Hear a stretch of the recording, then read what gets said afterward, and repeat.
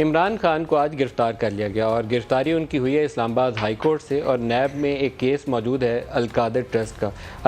अल-कादर trust की details में जाने से पहले कुछ इसकी बैकग्राउंड बतानी ज़रूरी है कि नैब को पाकिस्तान में सियासी मकासद के लिए इस्तेमाल किया जाता रहा और इस्लामाबाद हाई कोर्ट की एक अपनी रूलिंग है जिसमें उन्होंने कहा कि ये पोलिटिकल इंजीनियरिंग के लिए, जस्टिस अतर मिनल्ला की लिखी हुई वो रूलिंग है जिसमें उन्होंने कहा कि नैब को पोलिटिकल इंजीनियरिंग के लिए इस्तेमाल किया जाता है। और ये 100% हक़ाइक़ हैं, क्योंकि पाकिस्तान में 4 सालों में जिस तरीके से नैब को इस्तेमाल किया गया, अपोजिशन का कोई बड़ा सियासतदान इमरान खान जिसको फिक्स करना चाहते थे उसके लिए नैब का कोई ना कोई केस निकल आता था। कभी साफ़ पानी कंपनी का नाम लिया और बंदे को रात को उठा लिया, कभी किसी के ऊपर ड्रग्स चार्ज डाल दिए और 15-20 किलो राना सनाउल्लाह पे हेरोइन डाल दी।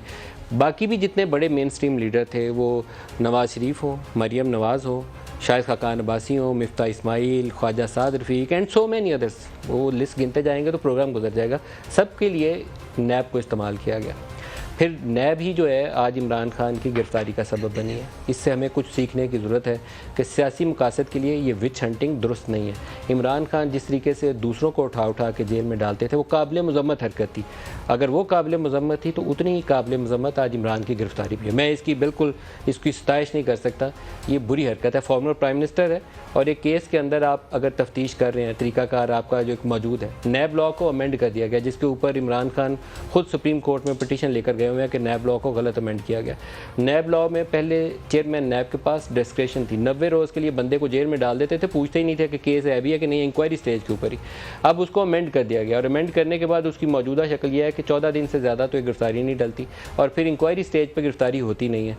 जब आप इंक्वायरी कंप्लीट कर लें, इन्वेस्टिगेशन स्टेज पर जाने लगें, तो फिर आपको उसको इंक्वायरी रिपोर्ट सबमिट करवानी होती है कि ये इंक्वायरी हमारी अब तक कि अब इन्वेस्टिगेशन पर जाने लगे और हमें तुम्हारी गिरफ्तारी दरकार है। और गिरफ्तारी क्यों दरकार है वो भी कंडीशनल है। बंदे को आप कॉल अप नोटिस दें और वो आपको पेश ना हो, या आपको ये शुबा हो कि वो एविडेंस को डिस्ट्रॉय कर देगा।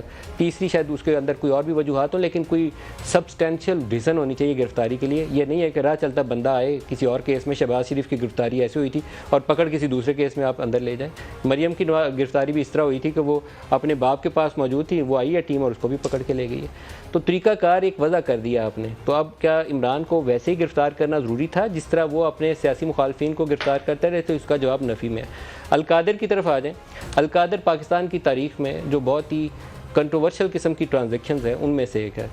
इमरान खान का सदा से नारा था कि ये अपोजिशन वाले चोर और डाकू हैं, मैं आऊँगा तो पाकिस्तान से लूटी हुई दौलत पाकिस्तान वापस लेकर आऊँगा।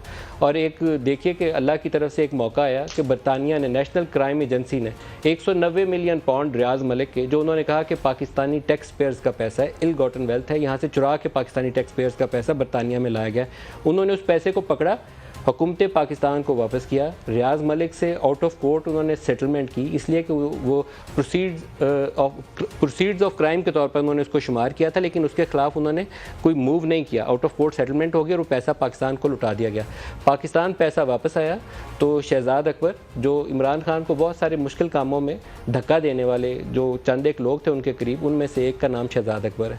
उनके जो साथी थे जिसमें अलीम खान हो, जहांगीर तरीन हो, उनसे आप अगर पूछें जाके तो मेरे ख्याल में उसके पीछे भी जो एक साजिशी जहन नज़र आता था, नहीं कि इसको पकड़ लो, इसके बच्चों के ऊपर, इसकी बेटियों, जहांगीर तरीन की बेटियों के ऊपर भी केस हो गया था, तो उसमें शहजाद अकबर का नाम नज़र आता है। तो शहजाद अकबर ने यहाँ एक अरेंजमेंट किया। नैब के अंदर जो कैबिनेट इजलास के अंदर एक बंद लिफाफा पेश किया गया। उस बंद लिफाफे के अंदर ट्रांजैक्शन क्या थी ये आज तक किसी को मालूम नहीं है, लेकिन 190 मिलियन पाउंड रियाज मलिक को लुटा दिया गया, जो हुकूमत पाकिस्तान का, पाकिस्तानी टैक्स पेयर्स का पैसा था। इमरान खान ने उसी वक्त, जिस वक्त ये पैसा उनको 190 मिलियन पाउंड लुटाया, तो 460 कनाल ज़मीन अल-कादर ट्रस्ट के नाम के ऊपर हासिल कर ली, जहां उन्होंने एक यूनिवर्सिटी, रूहानियत की यूनिवर्सिटी कायम करनी थी। पहले तो रियाज मलिक से पैसा लेकर दुनिया में कोई रूहानियत नहीं पैदा हो सकती। रूहानियत के लिए अल्लाह की एक राह का एक तरीकाकार मौजूद है और हुकूमत पाकिस्तान खुद सेटअप कर सकती थी यूनिवर्सिटी। एज प्राइम मिनिस्टर वो उसकी अप्रूवल दे सकते थे, फंडिंग भी दे सकते थे और सरकारी शोबे के अंदर उसको बनाते, प्रवान चढ़ाते, और वो बेहतर तरीका था। 460 कनाल ज़मीन ली, उसके ऊपर बिल्डिंग, इमारत की तमीर, सारे काम भी रियाज मलिक ने करके दिए उस ट्रस्ट को। ट्रस्ट जब इब्तदाई तौर पर बना तो बाबर अवान और जुल्फ़ी बुखारी उसके उसके मेंबर थे और इमरान खान उसके चेयरमैन थे। 2019 दिसंबर के अंदर बनाया गया। उसके बाद बाबर रवान भी और जुल्फ़ी बुखारी भी उसकी मेंबरशिप से उनको हटा दिया गया और इमरान खान की अहलिया और फराह खान वो दोनों ट्रस्ट के मेंबर्स बन गए। इसके अलावा एक 240 कनाल की ज़मीन अलहदा से हासिल की गई जो बनी गाला के अंदर है। ये दोनों ट्रांजैक्शंस मशकूक ट्रांजैक्शंस हैं। वो पैसा जो वापस गया रियाज मलिक को, रियाज मलिक ने वही पैसा उठाया और 460 अरब रुपए की उन्होंने एक सेटलमेंट की थी बहरिया टाउन कराची की सुप्रीम कोर्ट ऑफ पाकिस्तान के सामने, जिस बेंच को इब्तदाई तौर पर आई थिंक कि उस वक्त के chief justice Saqib Nisar head कर रहे थे। और ये पाकिस्तानी अदालती तारीख की भी एक बदतरीन सेटलमेंट थी। बदतरीन इसलिए थी कि प्ली बारगेन का अरेंजमेंट जिसको खुद अदालत कहती है कि नहीं करना चाहिए, वो अदालत सुप्रीम कोर्ट नहीं बैठ के प्ली बारगेन कर ली। इब्तदा हुई कि 1000 अरब बनता है, डील कहाँ की, पठानों वाला सौदा किया। वो जिस तरह वो कारपेट नहीं बेचने आते कि ये 1000 रुपये का आखिर में 500 का बेच जाते हैं। 1000 अरब बनता है, आखिर में 460 अरब की वो डील कर ली। अब 460 अरब की डील में वो जाके पैसा सुप्रीम कोर्ट में जमा कराया, सुप्रीम कोर्ट ने भी कबूल कर लिया। एक इम्प्लीमेंटेशन बेंच जो है वो भी मौजूद है इस केस के हवाले से। और मेरे जहन में यहाँ सवालात ये आते हैं कि क्या मौजूदा PDM की हुकूमत जो एक इंतहाई कमज़ोर पाँव के ऊपर खड़ी है, क्या वो इस केस को आगे बढ़ा सकती है? क्या वो सुप्रीम कोर्ट के उन जजेस से पूछेगी कि आपने जब ये पैसे लिए थे तो आपको पता था कि national crime agency officially announce कर चुकी है, यहाँ पर शोर मचा हुआ है, तो ये पैसा कहाँ से आया? क्या proceeds of crime Supreme Court of Pakistan accept कर सकती है? इमरान खान ने किस कानून के तहत वो पैसा वापस किया? क्या स्टेट बैंक को पता था, वो सोया हुआ था? क्या उस वक्त की इस्टेब्लिशमेंट का क्या रोल था ये सुप्रीम कोर्ट के अंदर डील होने में और ये पैसा वापस जाने में? क्या उनमें से किसी को पता नहीं था? मेरा जवाब इसमें नफ़ी में है। मेरे ख्याल में सारे लोग बाखबर थे जो कुछ हो रहा था। सुप्रीम कोर्ट में डील होते वक्त 460 अरब भी वो बाखबर थे। हो सकता है किसी की आशीर्वाद भी हासिल हो, जब तहकीक करें तो पता चलेगा। लेकिन क्या तहकीकात कर सकते हैं? मेरा जवाब है कि नहीं तहकीकात कर सकते। इतने बड़े ताकतवर लोग हैं, जब नाम आएगा कि वहाँ आसिफ जरदारी का नाम आ रहा है, जब उस वक्त की इस्टेब्लिशमेंट के बड़ों का नाम आएगा तो कोई भी आगे नहीं बढ़ सकेगा।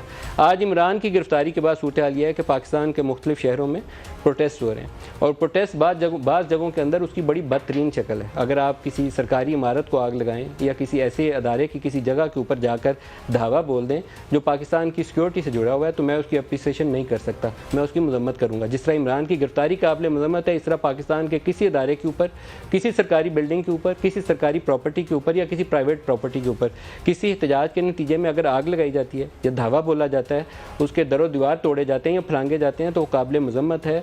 उसके जितने बुरे सख्त अल्फाज में उसकी मजम्मत की जाए, करनी चाहिए। क्या हल पाकिस्तान को इस मुश्किल से निकालने का यही है या इसके अलावा भी कोई तरीका है? मेरे जहन में तो ये सवालात हैं, अपने मेहमानों से पूछूंगा। और ये इस्लामाबाद हाई कोर्ट के सामने केस लगा हुआ है। इस्लामाबाद हाई कोर्ट के अहाते के अंदर से गिरफ्तारी जो है बड़ा अनयूजुअल स्टेप है। जो हमारे पास वीडियो क्लिप्स नज़र आते हैं उसमें एक क्लिप प्रोड्यूसर साहब वो दूसरा क्लिप भी दिखाइए जिसमें वो उस बायोमेट्रिक वाले कमरे में इमरान मौजूद हैं जहाँ उसके शीशे वीशे तोड़ के जाके उसकी गिरफ्तारी की गई।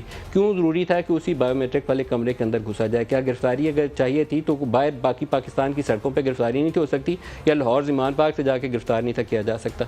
इन सवालों का जवाब किसी को देना पड़ेगा। और इस्लामाबाद हाई कोर्ट ने अभी जो फैसला सुनाना है वो भी शायद डायरेक्शन तय करेगा कि इसकी डायरेक्शन क्या होगी इस केस की।